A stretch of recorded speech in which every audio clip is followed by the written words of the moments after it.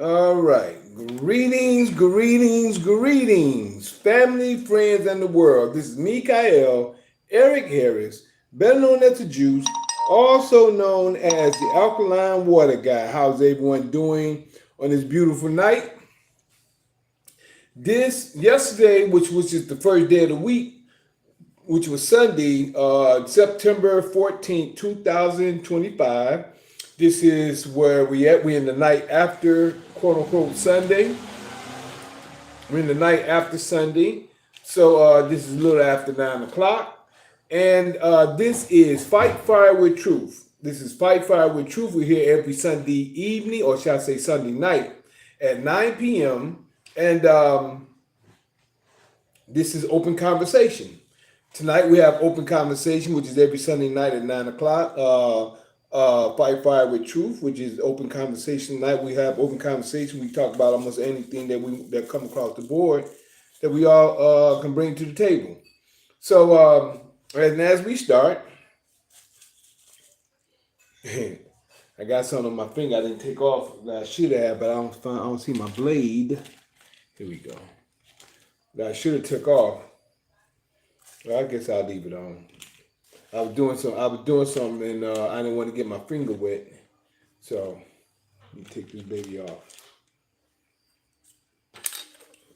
Doing some cleaning. Well, I plan on doing a little bit more cleaning when I get done. So I don't want to get my baby finger wet. So I just leave it on. But other than that, tonight is Mikael Fight Fire with Truth, and we're gonna start off with our prayer. Then after the prayer, we're going to go into whatever we plan on talking about tonight, and we'll bring that up in a few moments because we actually was talking about an interview. I was going to be interviewed tonight by anybody that came on, and G1 wanted to ask some questions, but let me do the prayer first, and then we'll get on with that. So we can start off with our prayer. Blessed be thou, Father of the universe, that bring forth all living creatures forth from the earth. Blessed be thou, Father of Abraham, Isaac, and Jacob. Blessed be the Father of Israel. Blessed be the Father to our tribe of Israel. Thank you, Father, for all you've done, been doing, and plan to do. We ask you to keep giving us wisdom, knowledge, and understanding, life, health, and strength, food, shelter, and clothing. Let us be happy, healthy, wealthy, wise, and prosperous in all that we do. We ask you to keep leading and guiding us, that we can help lead and guide others in your knowledge, your word, your ruach, and your way. We ask you to keep your armor protection around us, keep us in every way, help us in every way, and allow us to come to your word, your perfect perfection in your word, and we ask you to anoint us with your knowledge and your information, and with the Holy Spirit, and with your ruach. We ask you to forgive us of all the sins that we have done, our ancestors and our forefathers, against you and your word. And we ask you to turn us back to you so we can keep your word and keep your way. We ask you to help us in every way, whether it's physical, mental, emotional, financial, or spiritual. In all these things we pray. Hallelujah. Hallelujah. Hallelujah. All right. All right. As we just said not too long ago, last week we was having a conversation night after Sunday.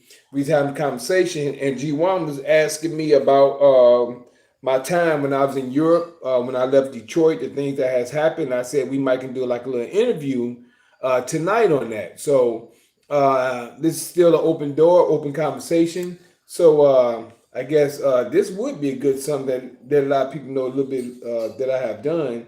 And I wanted to know if you, G1, did you get a chance to check out any of the videos that I did across seas? Yeah, we can get started if you want to. You can start asking questions, whatever. Now this is where we at.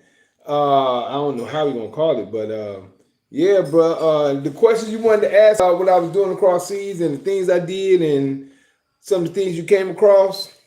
You hear me? I hear you loud and clear. Okay. Y'all did. I watched all of them, son. I watched everything, and y'all drew up a bunch of points and questions. Okay, great. I want to check these out. And yeah. So I don't know. Let's start. I'll start because I got a bunch of this scattered everywhere. I didn't get a chance to really organize them so that they can flow nice and smooth. But I'll try to bounce around, and we'll get into it like that. Hold on, let me. So just let everybody know how we're gonna start the night off.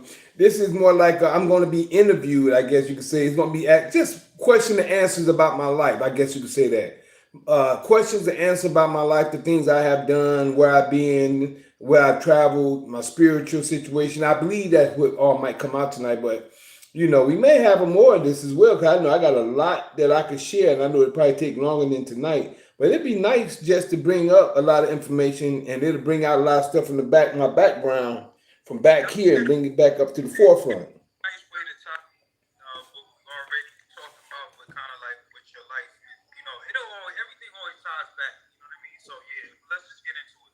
So basically, I watched your group Imperial. I saw one of the first videos I checked out was the Vinny Beady Beachy. Right, Vinny Beady Beachy. Right. Yeah, so everybody out there, Vinny Beady Beachy. That translates to I saw, I conquered. Yeah, I came, I saw, I conquered. Yep. That's Julius Caesar's famous declaration of decisive victory. So, and then I noticed that the music itself is 1990s. That was what, 95? 95. That was actually 94, 95. I started June of 94 through June of 95. And it was dance floor style. The style of music was dance floor. Well, it's called Euro dance. Yeah, they say Euro dance, but that's what they call it, Euro dance. But when we was in a category over there, it was called dance floor. Dance floor. Mm-hmm. Okay. So in that song, it's kind of like Bitty Bitty Beachy is like it symbolizes the Euro dance spreading across the globe and crossing borders. You know what I'm saying? Emerging cultures. So did you see that as well? Like, do you see that as about empowerment, triumph, and asserting in the age of globalization? How did you see that song artistically? Okay, I'm glad you asked that question. Artistically, I just seen the song. I didn't really understand it at first. All I knew is that it had something to do with the Bible.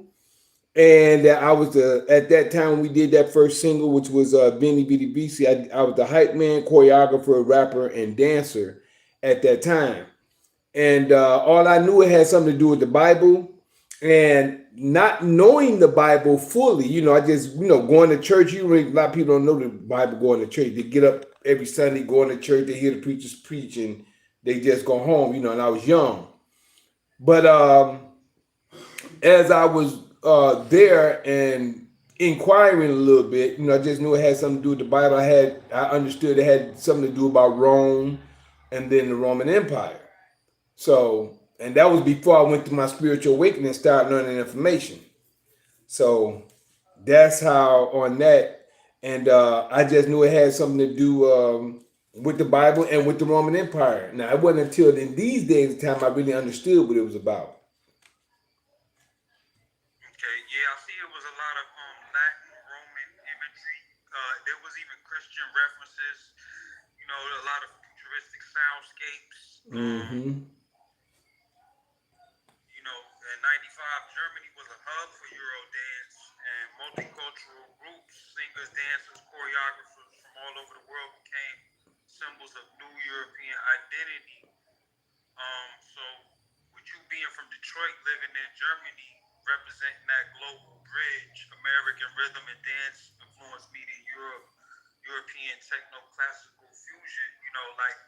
I noticed too a little bit of the I see you had that Detroit style moves, like it remind me of some Detroit bell dancer type, the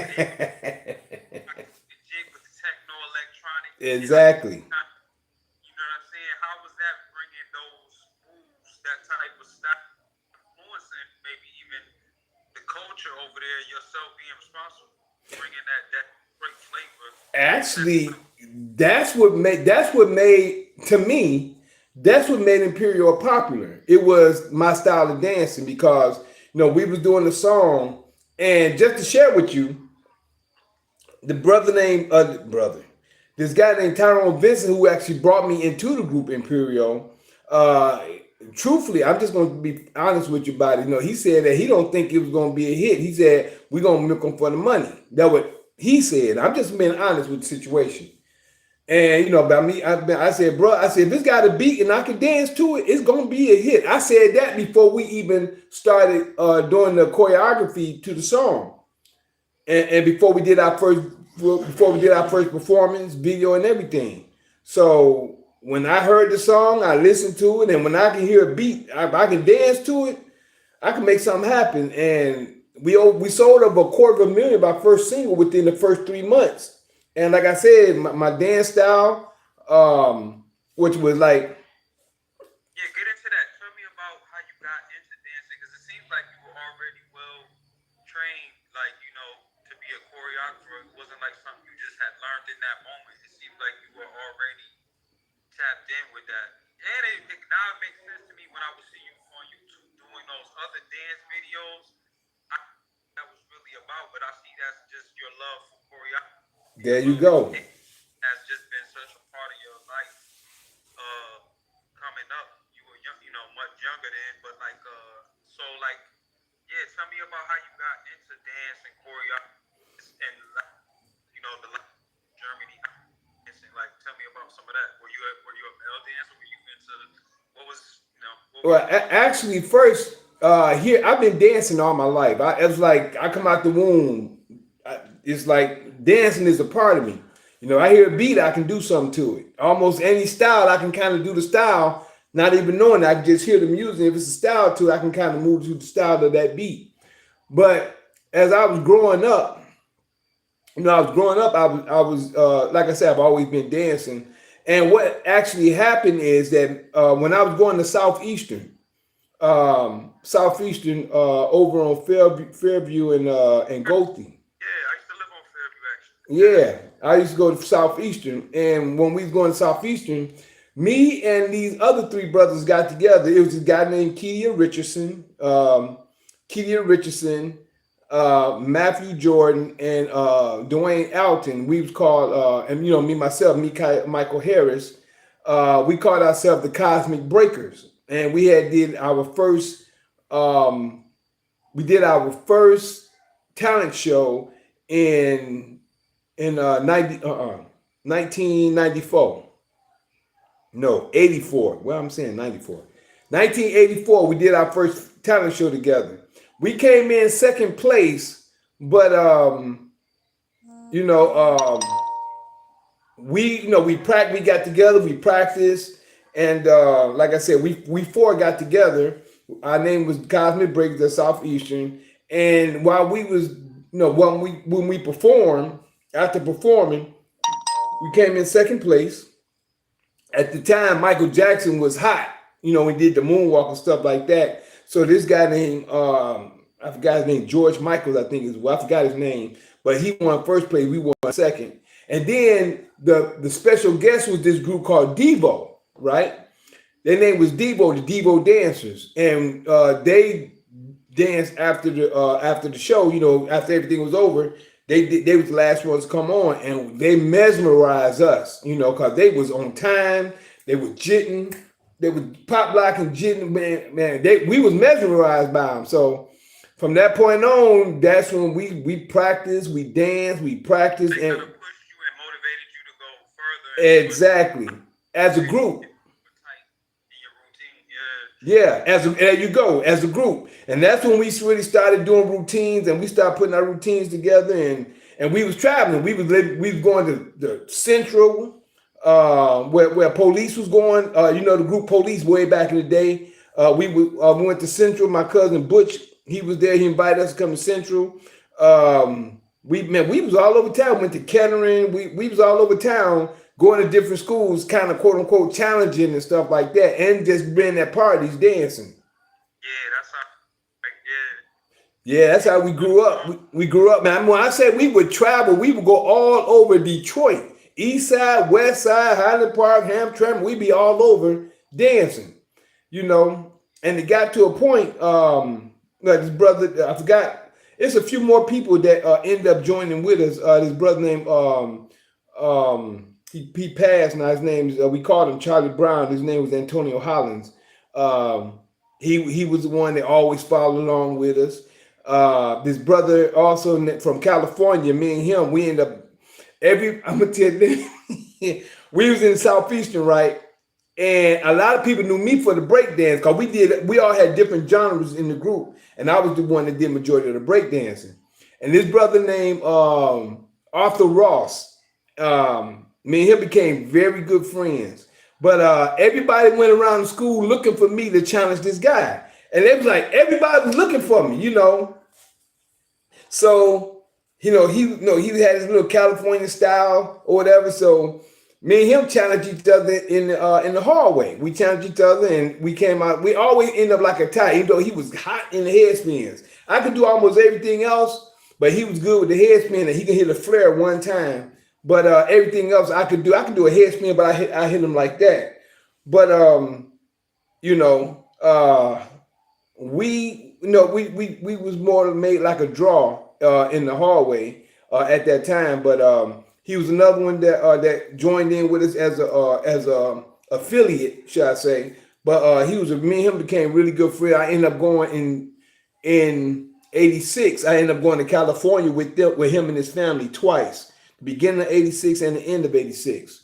But before that time, right after we got through performing at Southeastern at the in '94 the talent show, about a week or no more than a month later, it was I don't know if you ever heard. It was something called the Motor City Break, and it was 28 different. I think it was 28 different groups there.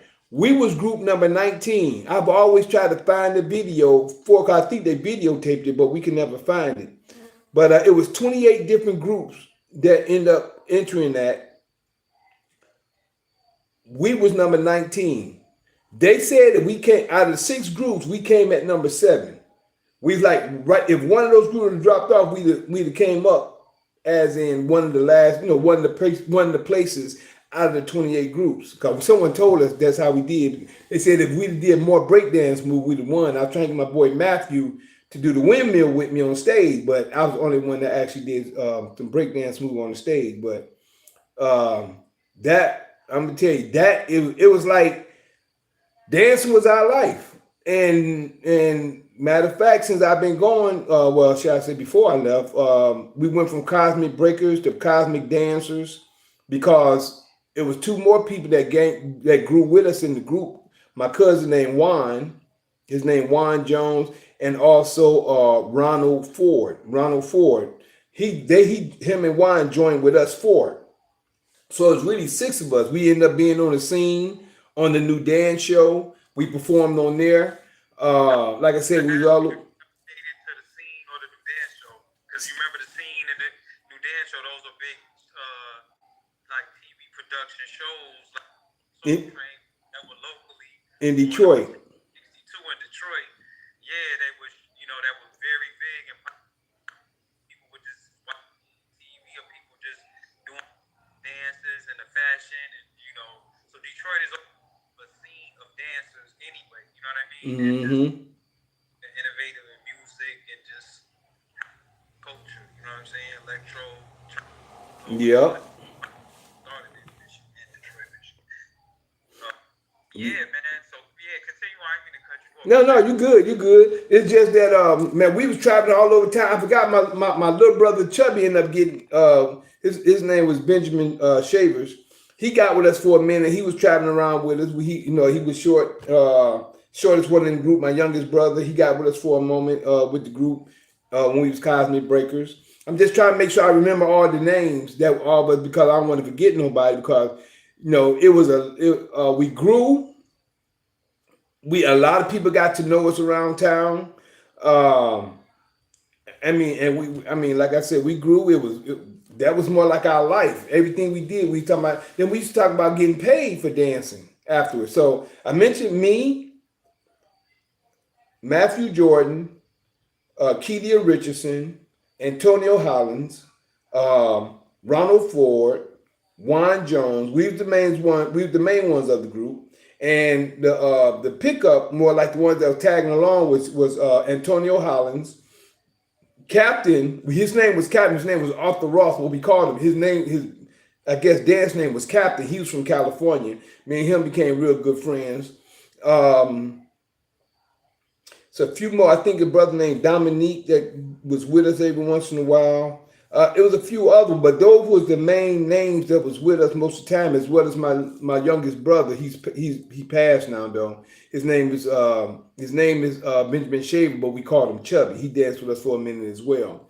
So, but us six, we grew, we traveled, we did a lot, and then we kind of all broke off. That's when I ended up going to California with Captain, which is Arthur Ross, with his family twice. I started taking care of my great grandmother. She had an amputated leg, and this is where I started before, way long before I started doing alkaline water. I used to take a lot of medicines and pills, and she had to take the medicine pill, and she was on dialysis, you know, and I was just against medicine. So I took care of my great grandmother until she passed. Then after in the time between her passing and when we was going to Southeastern, I ended up dropping out of school to take care of my great grandmother, and I was staying with my direct parents, my mother, my stepfather, and three of my siblings. They moved to Mississippi in 80, I think that was 82. They moved to Mississippi. I was staying with my father at this time. And then, like I said, in 84 is when we started, when we was at Southeastern, when we started performing and dancing. Right after that, after doing the shows, dancing, traveling, and doing all the stuff we were doing in Detroit, then Antonio Hollins, he was talking about, man, we can go down to Watts, man. You can go down to Watts and get paid for dancing, this and that. I was like, really? And I really didn't understand. Remember your style here when some of these moves in the video you doing, I'm like, reminds me of the name of the time, but Mozambique was like those clubs, like they would advertise a commercial on new dance show and stuff like that, and a lot of people would be at the dance show would actually work at these places, and so yeah. I'm sorry, you going in and out on some of them, but I'm kind of hearing you most of them. I hear you say that you was talking about new dance show, something the Watch Mozambique, that reminds me when you brought that up. That's why I'm saying your style reminds me of a Watch Mozambique style of dancing. Yeah. Body moves, hip rolls. All of that, right. Yeah. Did you ever work there? Did you ever dance? Yep, that's why I'm about to get to it right now.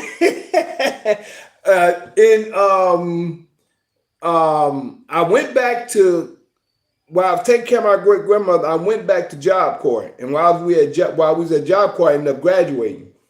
But just before graduating, I started going to Watts. But just before I went to Watts, Antonio Hollins was letting me know. He said, "Hey, Mike, we can get paid. You can go down to Watts, get paid for dancing this now." Like, really? So I went and observed it first.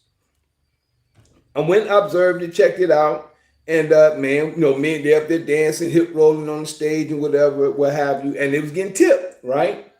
So I was like, I was wondering, if I was always cautious about everything I did. So I called my mother in Mississippi, because they was in Mississippi at this time.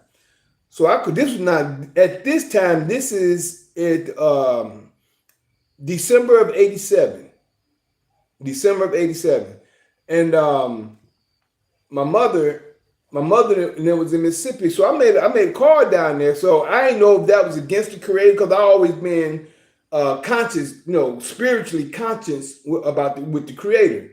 So I didn't know. I didn't want to go against the law or against the Creator in any type of way. So what I did was I called my mother and asked her, I'm thinking about going down here to dance, do this male dance. And she said, well, is it legal? I said, yeah, it's legal. All I have to do is go down here and get these dance licenses. She said, yeah, well, go ahead. If it's legal, go ahead and do it. I said, okay. So, but when, like I said, I'd like to get confirmation, like to ask, try to find out information and get confirmation first. So my mother said it was all right. I said, okay, cool, because she in Mississippi. She didn't know what type of dance and stuff or what have you. But when she was in Mississippi, she called. When I called, I talked to her about it. And I said, okay. So that, I think it was, I remember the night. It was December 7th. It was December 7th. I was asleep. And I had a dream. And it was a dream that I had. And it was like, and I'm going to tell you what happened in that dream. It was a vision. I was asleep. And I seen well, put it like this. It was like I was traveling from Job Corps on a bus. I remember it was a big guy used to sing at Job Corps. He used to sing, right? And he had a beautiful voice, but he's like one of them, he was big boy, and wasn't in shape or anything like that. But he's like one of them church people, but he was really in the church. And you can see, I remember him being on the front of the bus, and it was a few of us on the bus, and we was taking the bus. We was going towards downtown. It was more like a downtown area. When we got to the end of the stop, it was a whirlwind going into the heavens. So we all got off the bus. I'm standing right in front of it, in front of the whirlwind. And I seen these, I'm gonna say angels or ghosts. You can say angels or ghosts, however you want to look like ghosts, but it was going in and out of the whirlwind. The whirlwind was going up. It wasn't blowing nothing, but you can just see it going up into the heavens. It was flying out. It was flying out and into the whirlwind. And I was trying to say, Lord, I was trying to say Lord, but Lord,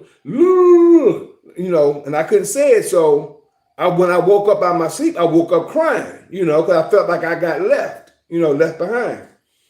And I didn't know if that was a sign to what I was getting ready to get into or what it was about, but that was my vision. I did see that. Had many of them in my time of my life, but that was one of them I remember. So that next day, I went to go get my license, went down there. I had 15 minutes on stage, got on stage 15 minutes, danced. And from that point on, I was at Watch Club Mozambique.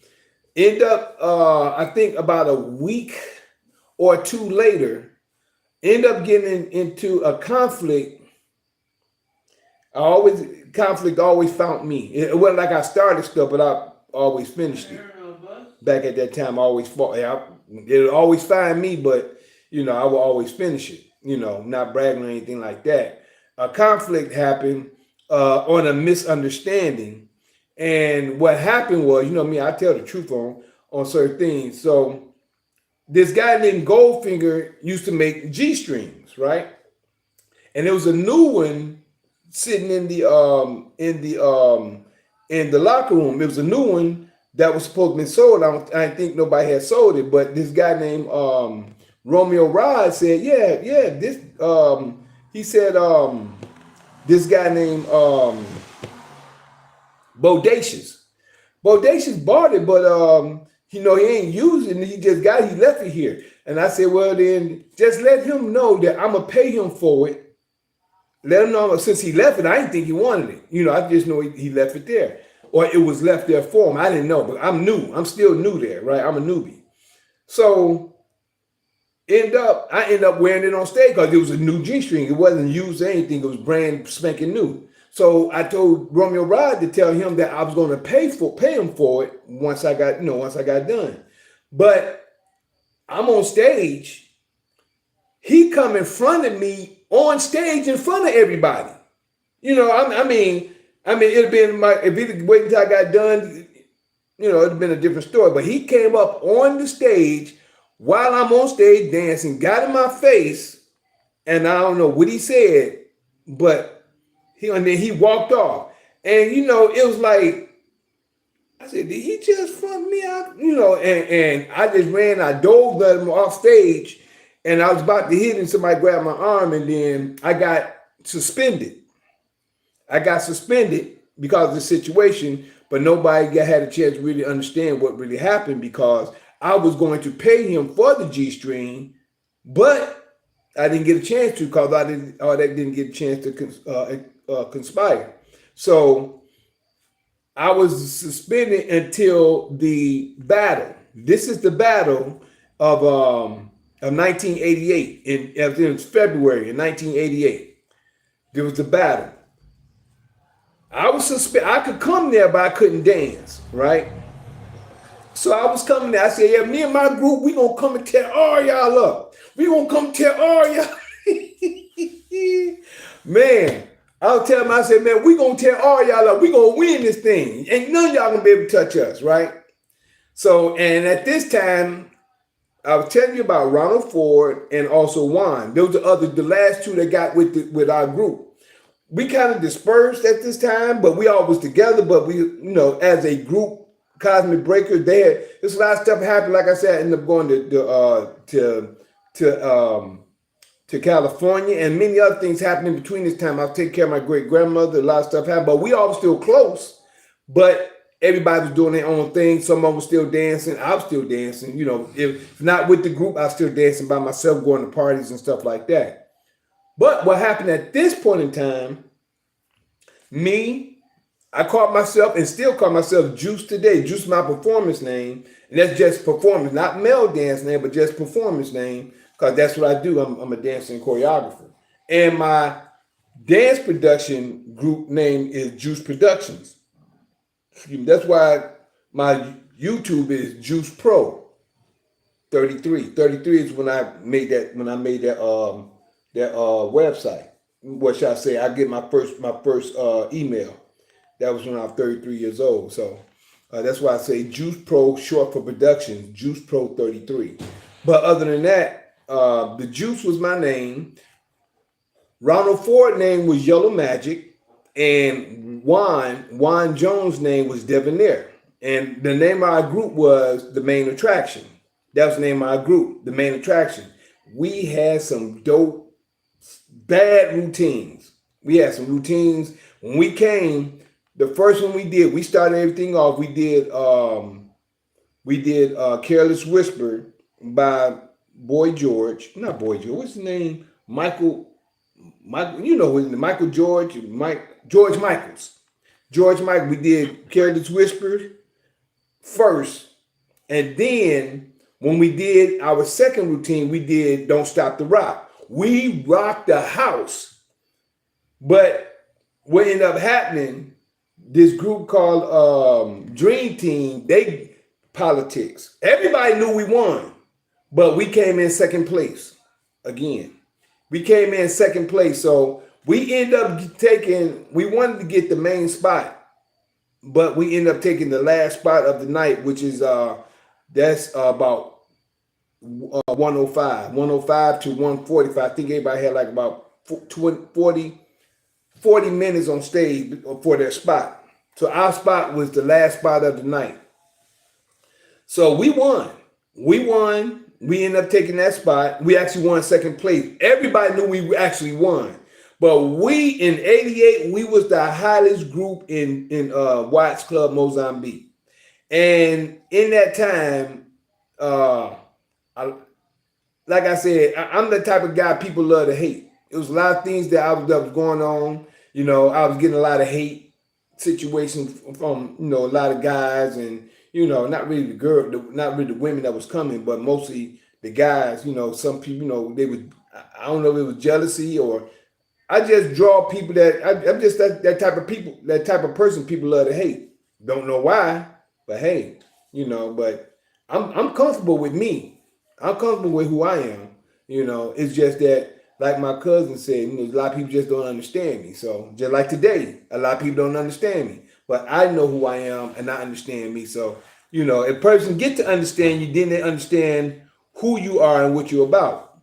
And, I forgot to share, since we saying this, there was two more brothers that ended up getting with the group as well. But this is after I left, mostly as I was fading out the picture. And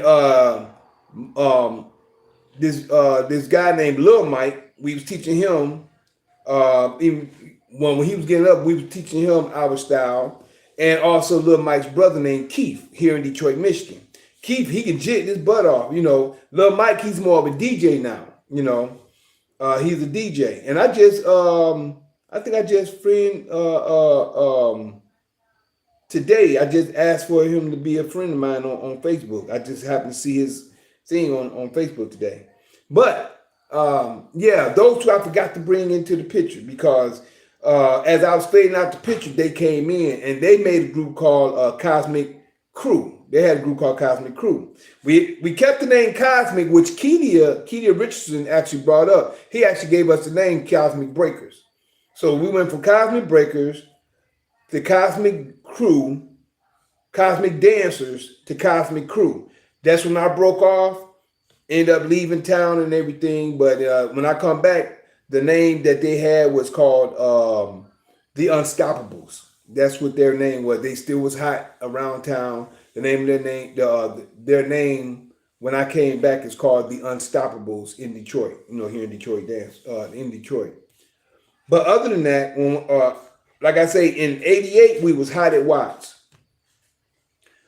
On my birthday, I got on the midnight special, and I tore that stage up. I had like the whole place was crowded. I had a birthday celebration going on. We had birthdays, Earth Day celebration going on. The midnight special was on there doing their thing, and I got on the side, and I was like, "Can I get up?" I asked, "Can I get up?" They said, "Come on." They told me to come up on stage. I got up on the side, on the end of the line. When they was after they got to doing their routine, they always go out and do a solo. Platinum Gold will always go last. So while they was on, I was on the back end clapping with them. I went out just before Platinum Gold. When I say I got off, bruh, it was like I had fire behind me when I was dancing. But it was nice, and it was one thing. But when we won the battle, this brother named Flash. He's a well-known what you call it, a ballroom dancer now today. But at the time, he told us, he said, "Man, y'all ain't gonna be able to hold down that 1 o'clock spot. Y'all ain't gonna be able to hold that down. Y'all ain't gonna be able to hold it down." We told him, I said, "Bro, we gonna hold it down. Watch." We said, "Watch." And this was at the beginning, right after the battle, when everybody was picking their spots. And he's thinking that we weren't gonna hold it down. It got to the point that later on in the year, like around June, July, August, September, it wouldn't get crowded into our spot. I remember we started looking out there, it would be like scarce, but at 1 o'clock, that mug would be packed because they come to see what we gonna do. And we had all type of routines that we would come with. We had one off Girl by The Time. We had World Class Freak by World Class Wrecking Crew with Dr. Dre. Don't Stop the Rock. We had there's a few of them. There's a few more I can't even think of. One off of Better Days by it's a song called Better Days talking about grandma. We had a lot of songs that we had routines off of, and a lot of fast songs as well, a lot of fast routines as well. So we held our spot down, and from that point, just was doing our thing. I ended up going to the east side, and on the east side at this place called over here on Beeland and 6 Mile. I was going to do my second anniversary of dancing. And it was this place that I've always seen when I was little. My cousin used to stay on Beeland. And I used to, it's like, how sometimes something in your mind, I always say, I'm going to do something like that place. It was a bowling alley. But now it was more like a place, like a hall. So I ended up going there and talking to the people, and I told them, I said, I want to have my anniversary here. And he said, okay. I said, well, I'd like to know that after my anniversary, can I start doing something on here like on Tuesday nights, And they said, well, we don't think it's gonna happen. This and that. We ain't got no crowds and nothing like that. I said, I can get you a crowd. You ain't got to worry about it. I can get you a crowd, right? So the brothers at the PC Palace, they said, well, we don't know, but you can have your thing here tonight, but that night, but we don't know. We have to see. We're gonna have to see. The night of my anniversary, that place was packed. They came to me and said, bro, you got it. Every Tuesday night, you got it. You got it.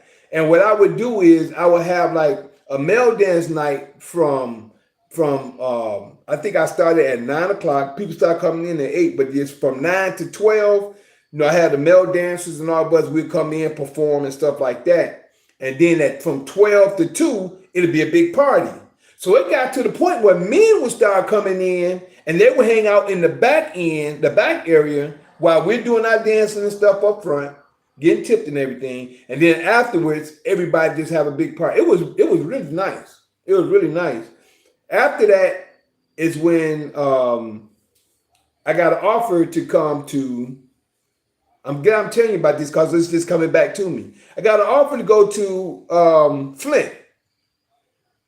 I got an offer to go to Flint, and I met a couple of brothers out there. Matter of fact, one of them is my Facebook friend as well. His name is Roderick McClure. And at the time, he called himself Love God, right?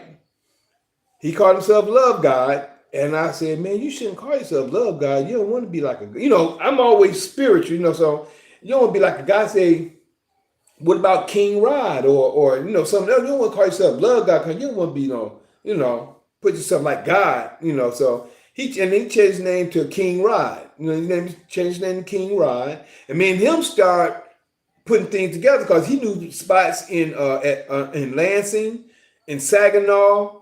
We was already building in Flint, so we ended up getting together. But this woman, she's the one who got in contact with me. I think her name was Love. She was a Caucasian woman. Her name was Love. And she invited me to come out there. So I'm trying to find a choreographer. I don't know how she found me. But I'm trying to find a choreographer to teach. I'm about to have a show coming up, and I like someone to teach my dancers to dance. I said, okay, I'll come out there. Went out to Flint. Got to know everybody. And everybody know the song End of the Road, right? We got out there. I got out there and I said, okay, I got a song I want us to do. It was me and four other guys. It was four other guys, right? So we did End of the Road. And what I did was I told the ladies was getting ready to leave. Love and all the girls and stuff, they were getting ready to leave. And me and the guys were there. I said, okay, y'all, I'm going to show y'all this routine. And I showed them the routine, End of the Road. Beautiful routine. The way I broke it down is like we were singing to our woman or whatever, but the way we, like I said, these are routines, not freaky, but there's routines that we did. So we did, I taught them the routine. We did it one time before they got there, but it didn't, I had to show up, I had to touch it up with them before we had did it perfect. When they came back, we showed them the routine. We did that routine. We did it perfect. The second time we did it, it was perfect. They were shocked. They said, we was only gone for an hour. In that hour, I showed them the whole routine, broke it down. And from that point on, me and the brothers got close. Like I said, things happened in the air. So me and Rod ended up connecting. We started building, putting shows together in Flint, in Lansing. We did one or two in Saginaw. So we started doing that, like I think it was like every week or twice a month or something like that. But we started performing and we was traveling. So, and then what I would do, I would get the brothers that I knew from Detroit, I would invite them to come out to perform and we would travel. Now I'm telling you, I did some events and put some things together. So that is all a part of what I did before I ended up leaving. My sister invited me to come to Europe. When my sister invited me to come to Europe, before you get into that, I wanted to ask you, now you said you and your partners, they met up and you said it was 84 in Southeastern? Yeah, we in 84 when we was in Southeastern, that's when we first got together. Me, Matthew, Kedia, and we called Peabody. His name was Dwayne Alton, but we call him Peabody. Yeah, I know. Now on Southeastern, I know that area. That's where the Detroit Stars used to play Negro League. They used to actually have their the Negro League baseball field used to actually be where those projects is right there off Mac on Fairview. Mac and Fairview, okay. Yeah, so that area, that's funny you called it the Cosmic. What you call it, the Cosmic? Yeah, we was called the Cosmic Breakers at that time. But it was called the Detroit Stars, and they played right there. So it's just like, I don't know, it's like something great about that area, just like Mac and Bewick. A lot, and Keita used to stay right behind the store. You know about Mac and Bewick, right? I'm sorry, you're going in and out. Try to say it one more time. No, it might be my It might be my speaker, but it was going pretty good. But go ahead, say what you're saying. Right now, 84, around that time, movies like Beat Street and is that what influenced you to get into breakdancing and these type of moves? Like, what really got you into breakdancing? Actually, I mean, before we was dancing before Beat Street, well, before Beat Street and breaking came out, but there was a part of our. Already doing dance moves, like breakdancing moves before this movie came out? Yeah, we were doing breakdance and all that before that. But when they came out, because that's when it got big. That's when it really started being phenomenal. When breaking came out, people we was already see a lot of street children, street kids, whatever you want to call it. We was already doing that. But what it was is, how the system do when the system hears something, they say, "Oh man, that's something that's gonna be big." So they try to make money off of it. That's when breaking came out, and that's when B Street came out. But we was already into it. We was already dancing, traveling. I remember this brother named Rico Cortez, I believe it was. He was having shows around town. Can you hear me? I'm sorry, say again. Yeah, I was gonna say. Now I wonder, is that because they say breaking started in New York? All of the break dancing. So I wonder if y'all was doing it before that movie came out, because a lot of break dancing wasn't seen outside of New York. You know what I mean? So I wonder, was that because it was either people from was coming to Detroit and showing that, or the family who had people who had family in New York would go back and forth and then bring it back to the, like you said, the neighborhoods. Well, I really can't say that on the breaking, but see, because I was jitting long before I was breaking. You know what I'm saying? I was jitting and funketeering and jitting. The funketeers and the jitters would start. Well, I can say start in Detroit from far what we know. It's Detroit dance. That's like a Detroit homegrown That's type of right. dance. That's a Detroit Like style. how you would say your friend was from Cali, he would have. Yeah. Now he was breaking. Even though he's from California, he was breakdancing. Yeah, but they have a dance move that's strictly from out there. I think what's that move that they used to see on What's Happening? The that like Locking. yeah, like I think Yeah, that's from but that was nationwide. that's yeah, end up all of these moves end up going nationwide, but they all start from In they got certain areas. Now I don't know exactly where most of them started at altogether because a lot of time when pop blocking is really a part of our culture, even in Africa and other places like that, it's a part of our culture. It's just that in certain places they have different type of styles. Just like this have style of music, like yeah. when I seen some Instagram videos that was seeing like some old 1920 dancers they doing break dancing and shit. exactly that's what I'm saying. Yeah, so yeah, everything is always connected.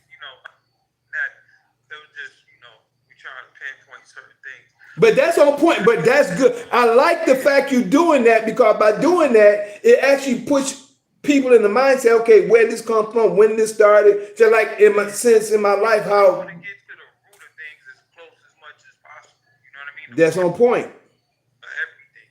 But let's not spend too much time on it because it's a lot of things to talk about. But so yeah, this was the foundation of your dancing and a choreographer. Because I said that, and what I say about this was a special era. That era in Detroit, especially as far as male dancing, like doing it was cool to dance. It was like I remember like when Ice Cube said I dance or something, and it just started the gangster. It just Now, I don't know why this thing goes on. It's like almost every other word. I hear what you're saying, but is it just you or is it really not coming through? Check the playbacks. Is it? no, I know in the video you're gonna be able to hear everything. It's just that on this end, it's just like going in and out a little bit for YouTube Live, Instagram, and Facebook. It's just Going at the same time, so your with bandwidth is. But yeah, so though like made it. A lot of rappers would make it not say it's not cool to dance. Like he say he just do a two step. Do the two. That era, like you said, from about '88 and back, from '84, from breakdancing on up to maybe the early '90s. The time that MC Hammer was breaking it down.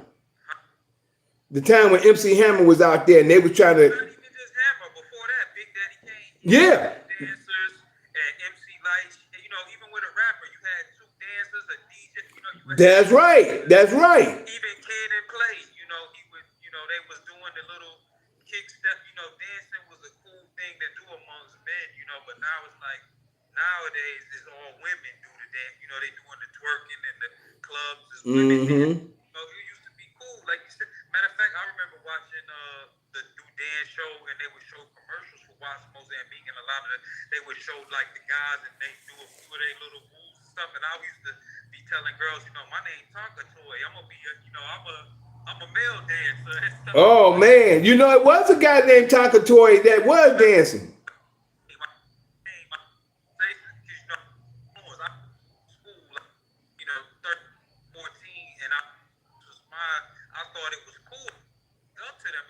This is something I would like to do. I see they get girls, they cool, they doing fly moves, they dress fresh, they would have nice routine outfits, you know, so it was kind of cool to me, you know what I mean? But like, it's funny how that's changed now, you know, like I said, nowadays it's just, you don't even see these kind of places even exist, you know what I mean? Or if you do exist, they be on that LGBTQ type more, that are doing it or more like, you know, those type of dudes, you know what I'm saying? Mm-hmm. That's real, you know, diabetic sweet, you know what I mean? But yeah, so you know, it was manly. You could be, you know, on stage and it was still considered a manly type of thing. You know, it wasn't really considered, you know, a sissy or nothing like that. You know? Yeah, it was the mindset of the people because some people would be jealous. One thing is, a lot of people would be jealous because men that was dancing, a lot of women would flock to them. That we had. Yeah, but and I never heard nobody hate on dancing back then. You know, either you just didn't do it because you couldn't dance, right?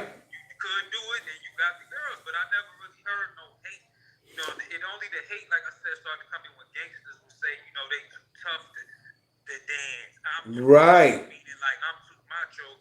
Like it's not macho to dance or something. Like when you know it was already macho because, like you said, you get the girl, you go to the clubs, you go to all of the different city clubs, and you start busting out a chick, and people standing around you, and you know the girls want to dance with you, and all of this kind of stuff. So, and it kept you in shape. And that too, a lot of dancers are physically fit. You take, you know what I mean? They, like you said, to lift up your body and do a lot of these certain moves, you gotta have muscles. You know what I mean? In order to balance and stuff like that, and like you said, agility, athleticism. So yeah, definitely, that's beautiful, brother. That you know that you come from that background, and I always respected that.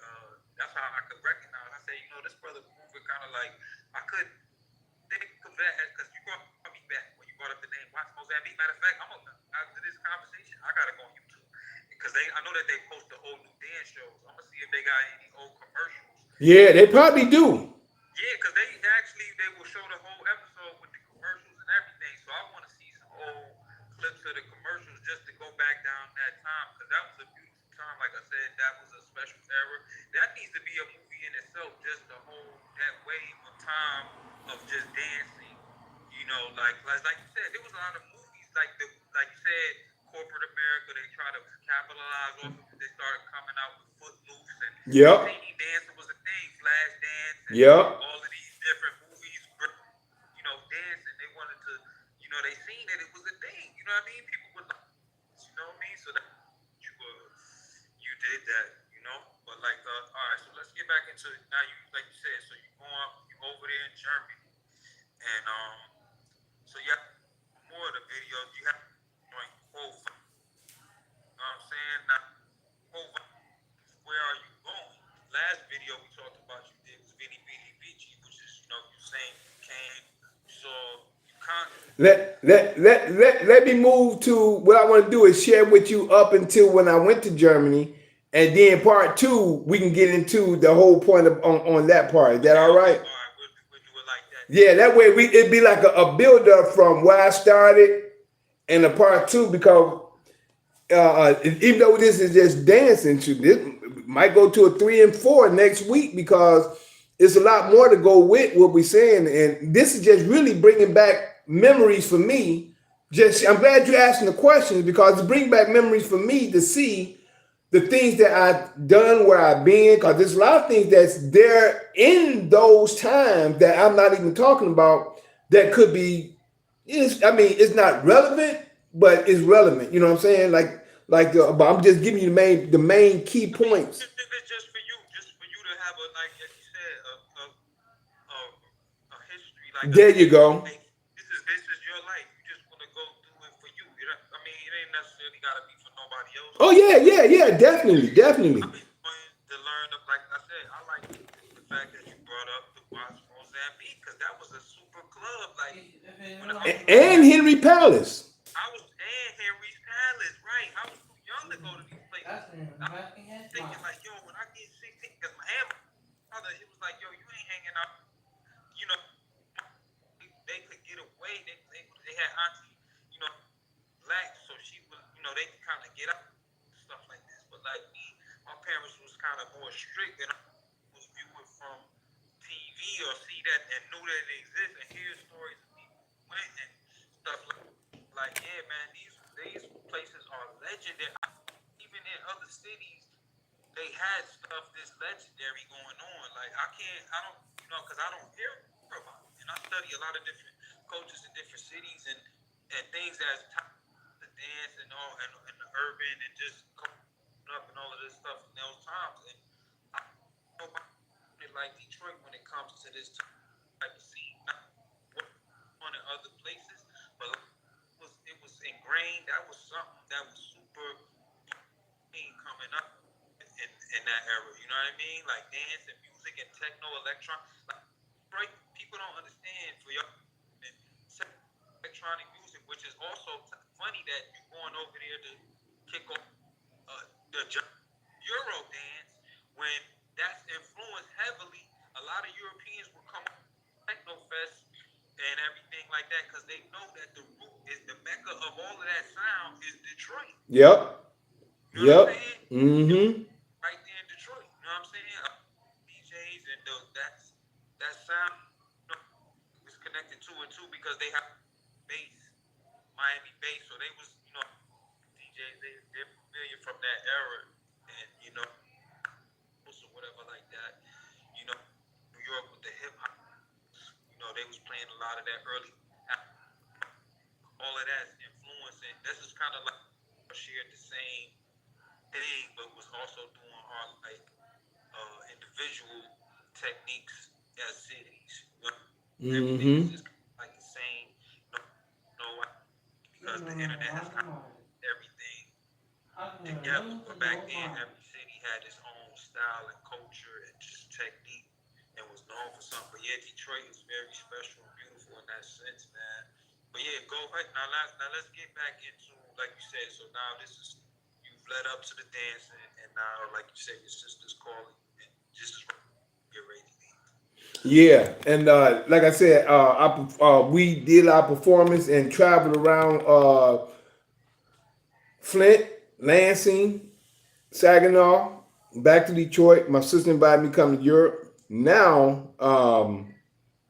I'm going through situations with my children's mother, and I didn't want to leave my two girls, my newborn, which was Kadena, and also my 3-year old, which was Michael. But I was going through hell back and forth, dealing with it, dealing with situations like that, which is kind of personal, but and still, this is how I actually. But I also in this, I see how the Creator was leading and guiding me when you, like I always share with people, if you sit back and go over your life and just think about where you are, how you got where you are, you can see everywhere you come through your travels, how you got to where you are and the way you got there.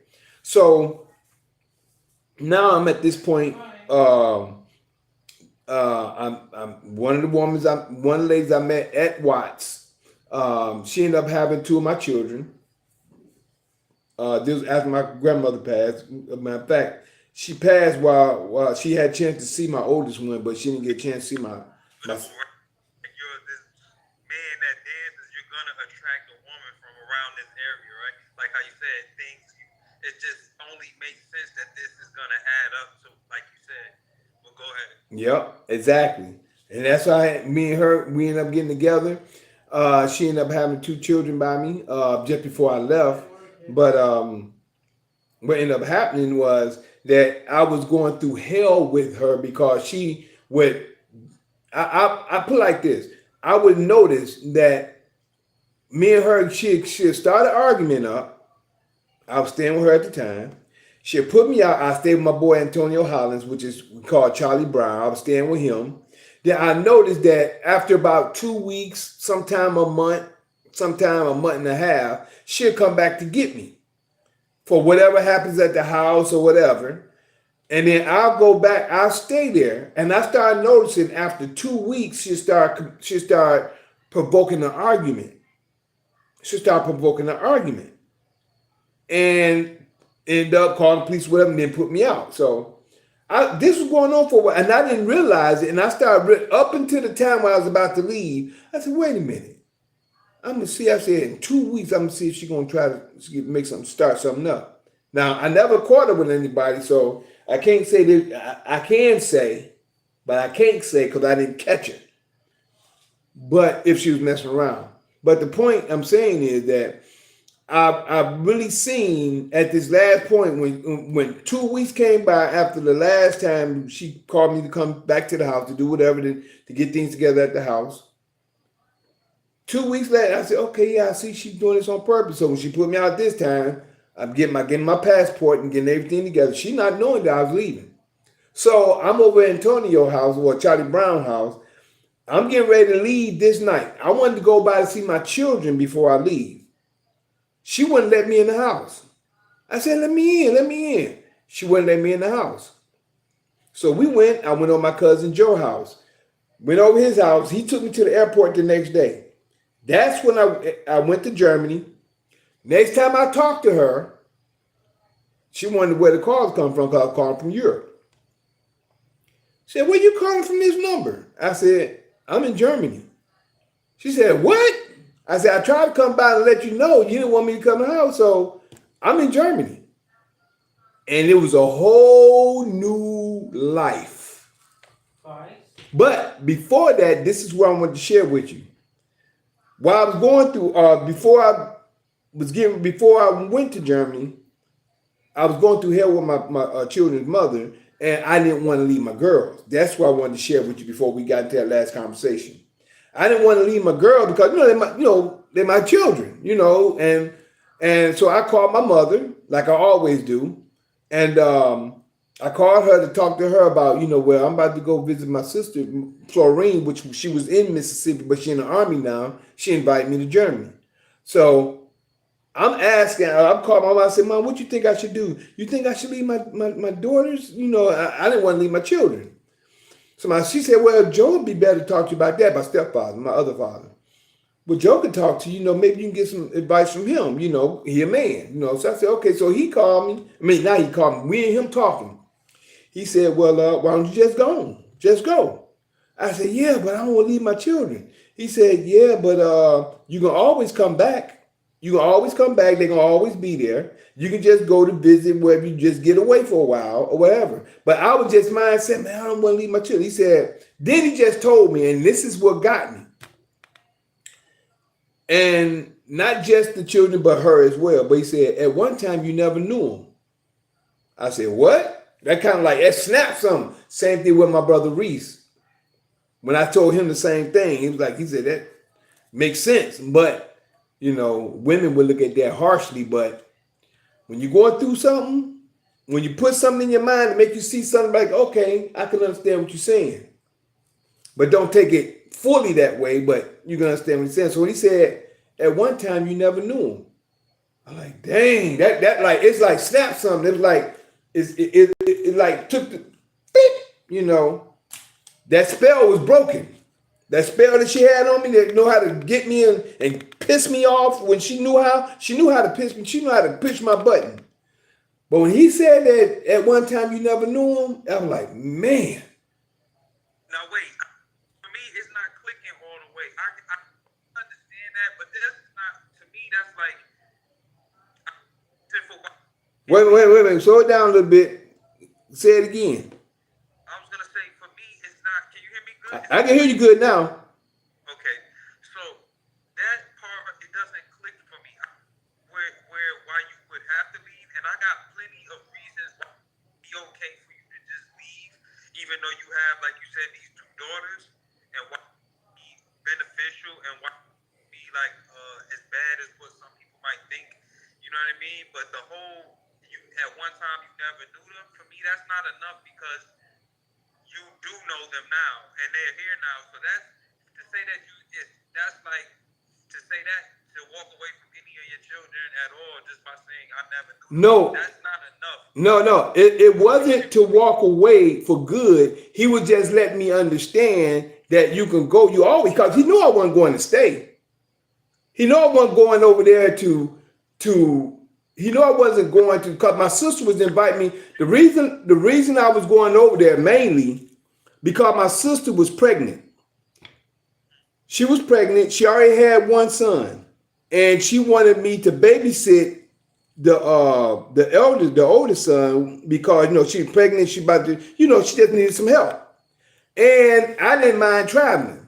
So it was just that I was going through so much, and it's what I was going through to understand what I was. You know what I'm saying?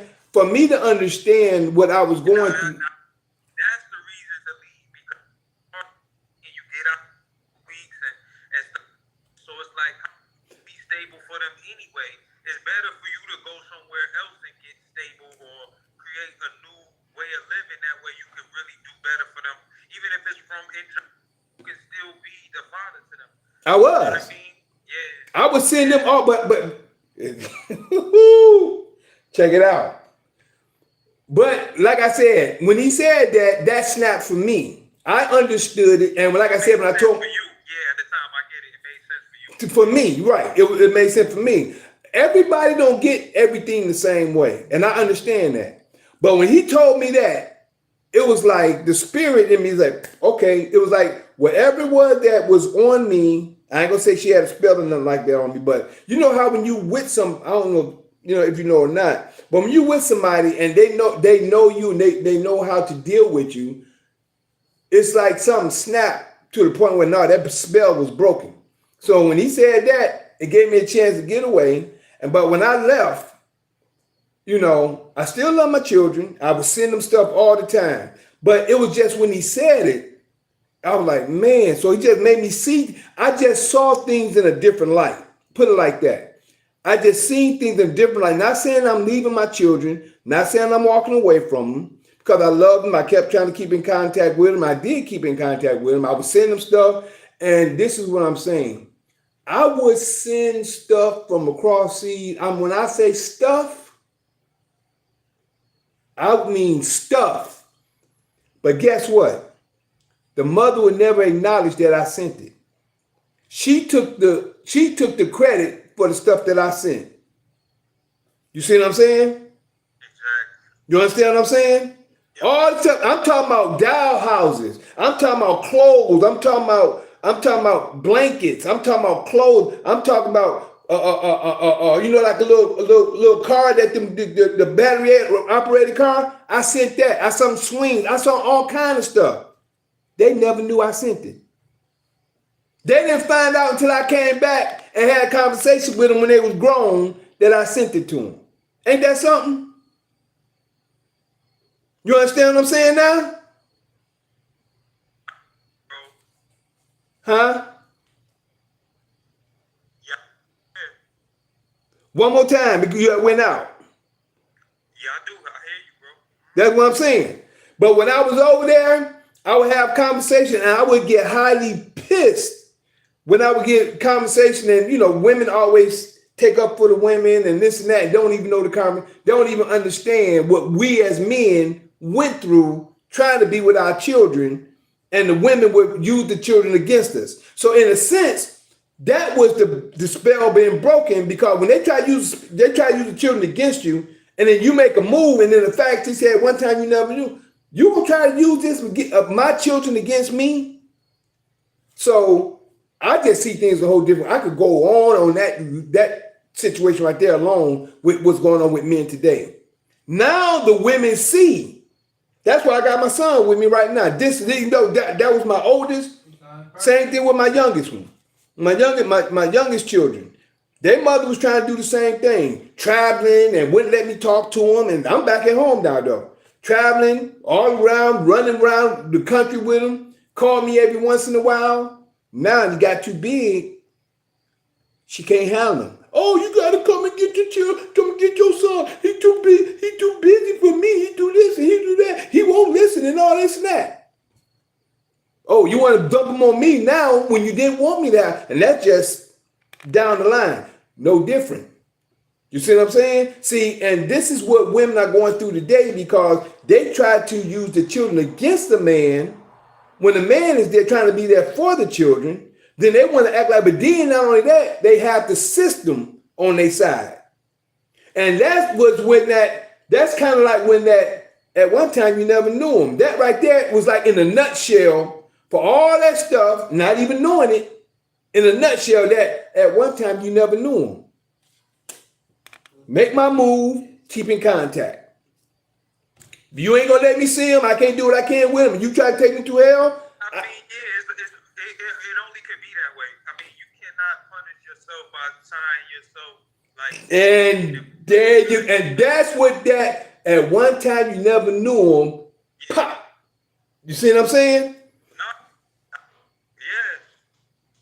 Yeah. And like I said, that hit me in a nutshell. Cause remember, I told you I'm going back and forth. She playing games with me, back and forth, back and forth. I'm doing this. Is there anything that you noticed about her looking back as a red flag, or why you maybe should never have, you know, in the first? Not saying it like that, because you know everything happens For a reason, right? Yeah, but like, anything that you ever realized that said, you know what, I should have never did nothing. You know, I should have never got with this woman because looking back at it, maybe I did it out of lust, or I did it out of, you know, maybe I dealt with her in the wrong manner, and It's not that because a lot of time you don't know who you really dealing with.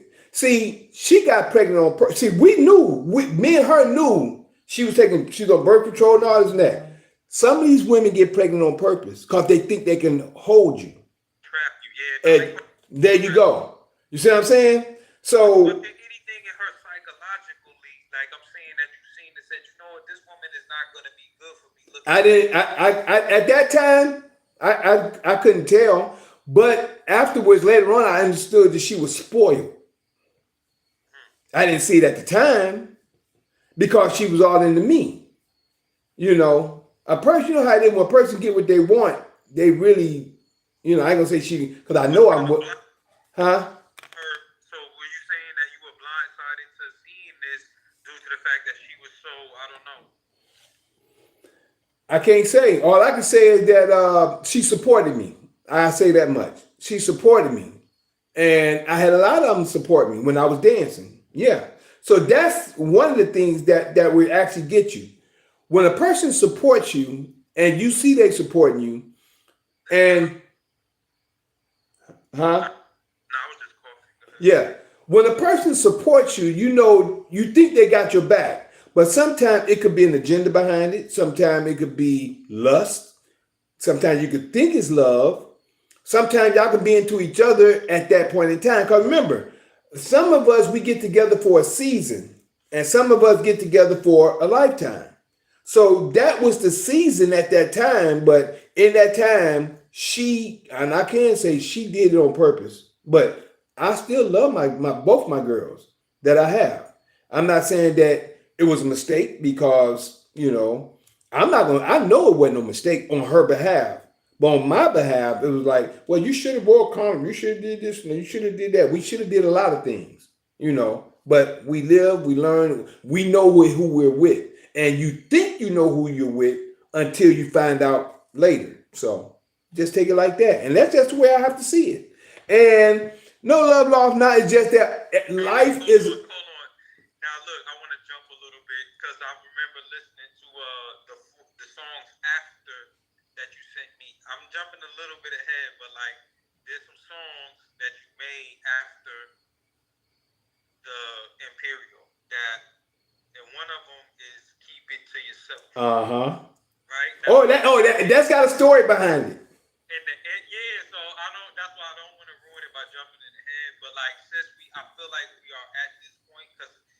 that this will be a little bit of a personal question. So since it's already personal, like I'm gonna bring this up now, and then we could go back to actually. Good. Come on with it, bro. I like the way you can. I like the questions.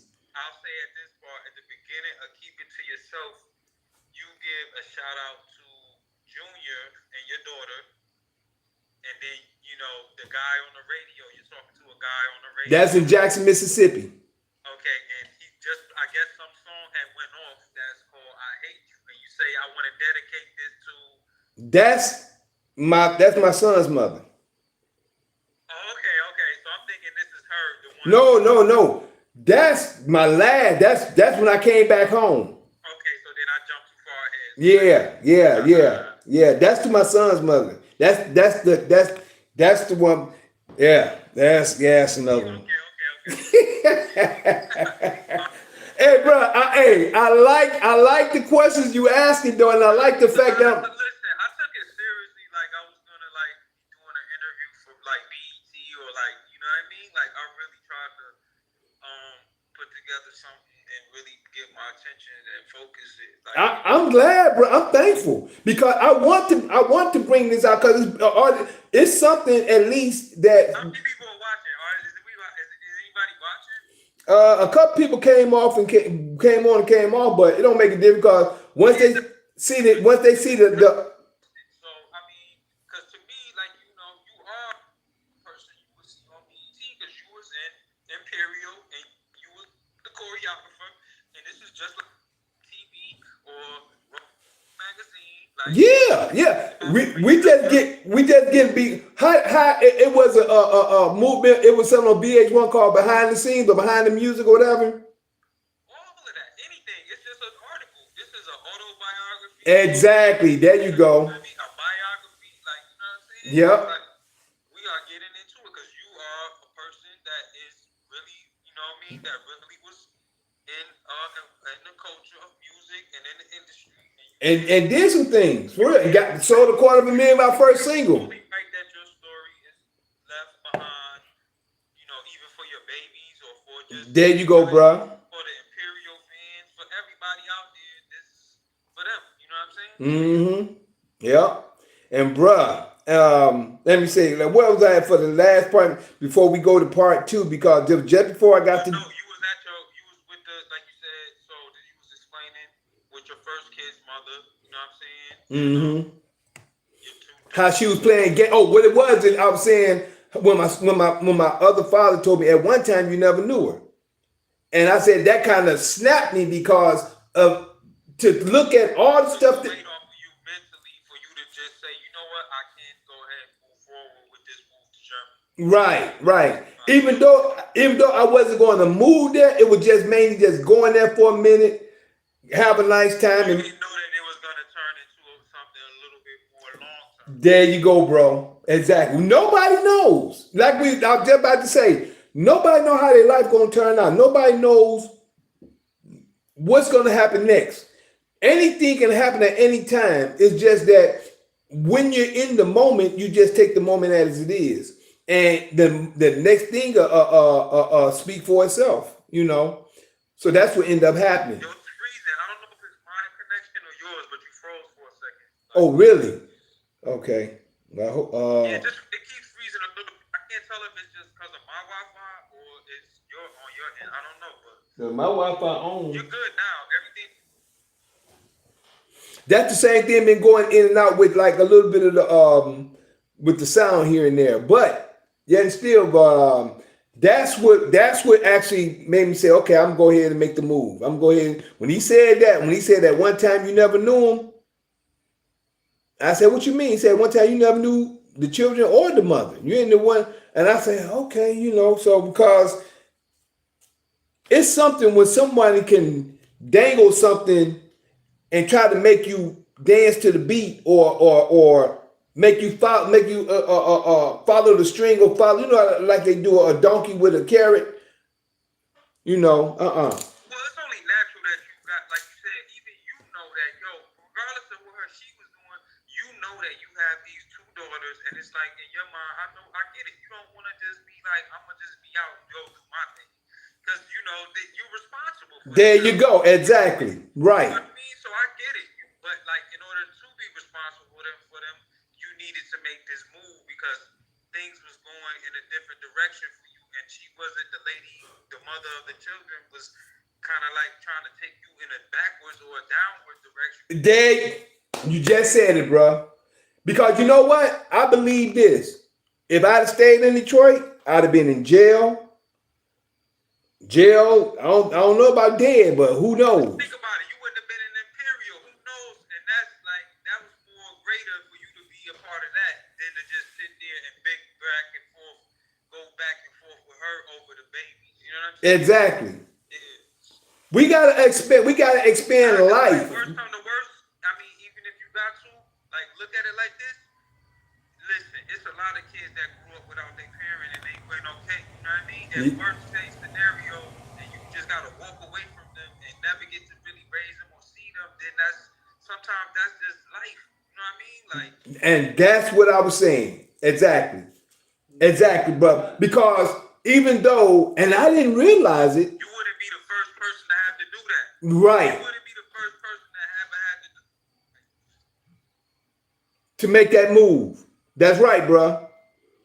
And that's the fact. So by me making the move, things happen better for me. And truthfully, it's not only better for me then, it's better for me and my children now. Because of what I've come to gain, the knowledge I've come to gain, the information I've come to. Exactly.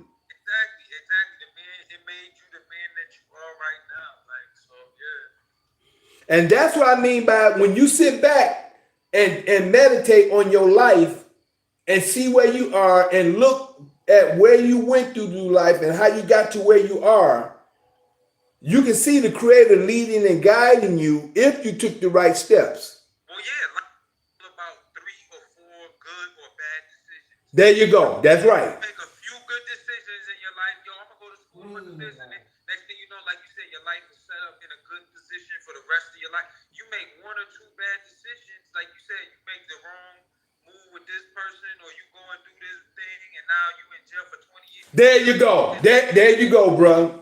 And that's all backed by your attitude as well. Like, these decisions are based on your attitude. That's right. Like, yo, that's why attitude is important, and having a positive attitude when you make a decision, it can have a better outcome. There you go, bro. Make 2 or 3 bad decisions just because you got this poor attitude or negative energy on it, and you go and shoot someone, or you go and next thing you know, now you're dead, or you're in jail, or your babies won't see you, not like that, all because you did something so stupid. Right. And, you had to take it options of just saying, you know what, I'm gonna go over here and help my sister, and look what it led to. You end up being this and that, doing this and getting into that. You know what I mean? So like, yeah, man. Man, that's on point. I'm glad now you understand when he said that changed my whole outlook in order for me to leave. Because if I didn't leave, who knows where I'd be now? Like you said, I wouldn't have experienced the experience that I had experienced. That's why it's you have different that you could go in, and like you said, it's like you choose your own story. But like you read in a book and it's like, yo, if you want this to be the turn the page, or if you want to go this way in the story, like the story, as you read the story, you can make the story end up a different way based on which pages you choose to read in the book. Do you remember these kind of books? It's called Choose Your Own. I remember some of that. I remember hearing something like that. I never read it. It's like reading a book. You know how normally you read a book and it's just you read it from page 1 all the way to the last page straight through, and that's the end, and that's the only direction the story goes.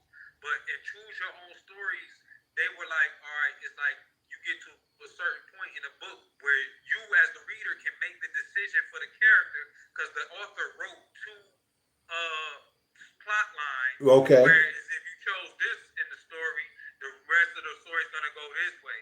But if you chose to do this, the story is going to go that way. Right. Yeah, so the story even has 2 different outcomes. It's like, and then you can reread it all over and change the way you made the decisions in the story and see how the how they don't even make books like that anymore. But that's an interesting way of how I look at it. That's good though. You're right. You got multiple ways you could have end up, like you said, and you will never get to see them because we can't really go back in time and stuff like that and change things. I mean, not that we know of yet. Right. But I'm glad, be truthful, I'm glad I made the move that I did make, because to come to understand and know what I know now, plus there's other moves that I could have made in those moves, but I'm where I'm at because I'm where I'm at. So, like you said, it's many different moves and many different venues or roads to the end of our story, but the end of our story is where we end up at from what we do in our decisions that we make. So for everybody else, we about an hour and 25 in part one, and this is the first part of. Hold on, before you end it, what's a good scripture that ties into that last thought you just said about making the decisions and how we just said choosing a path? Like, what's would it be a good scripture for that? Let me see. What? Is there anything that off the top of your mind? Of my scripture, man. All I, Yeah. You know what I mean? Because again, in life you can't force things. Exactly. Only thing I can see to that, bro, is prophecy. It's just that until we don't know what we're going through, but the Creator sees it all. So all the different paths that we're going through, the Creator, it's like, put it like this, it's just like a maze.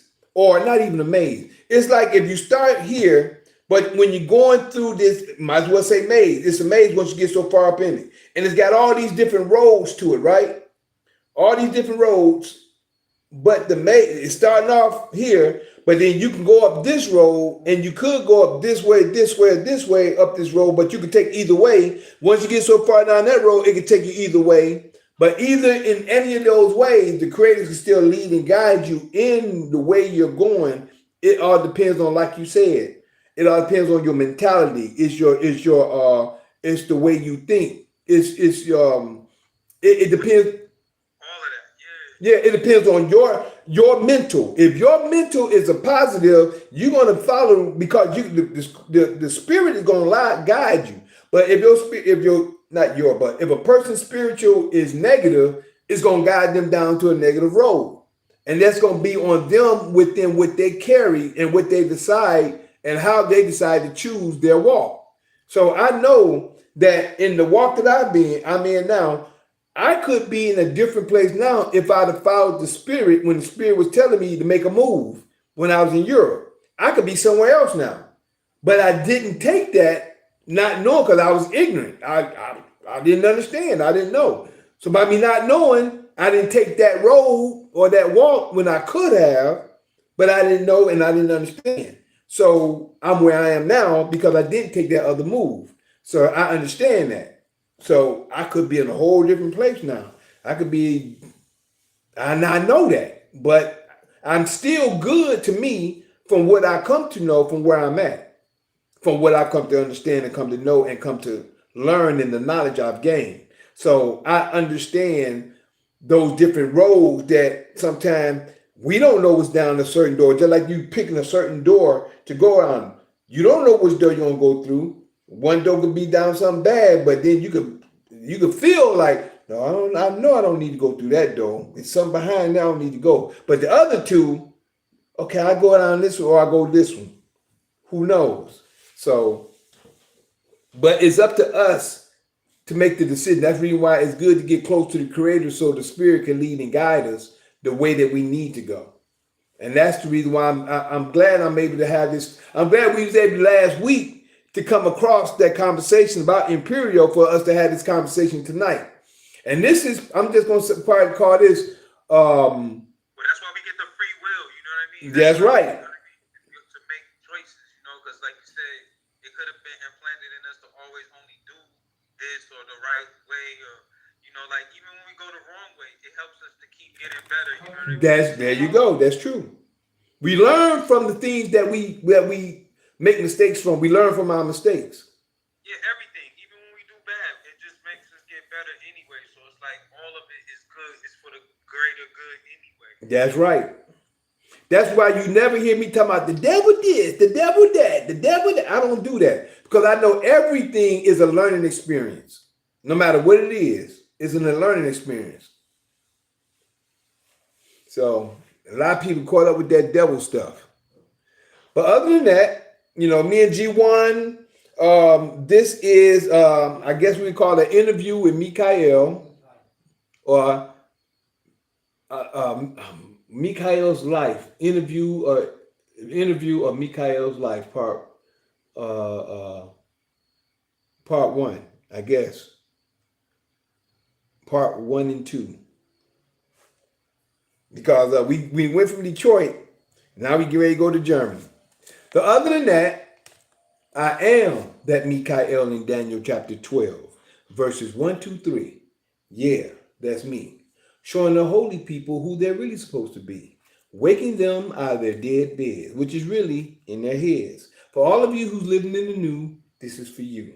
I'm that same Mikael in Revelations 12, battling that red dragon where Satan dwelled, who deceiveth the whole world but prevaileth not, because the horn is blown without a doubt. This was prophesied for you to see that Mikael is really me. And this was the interview,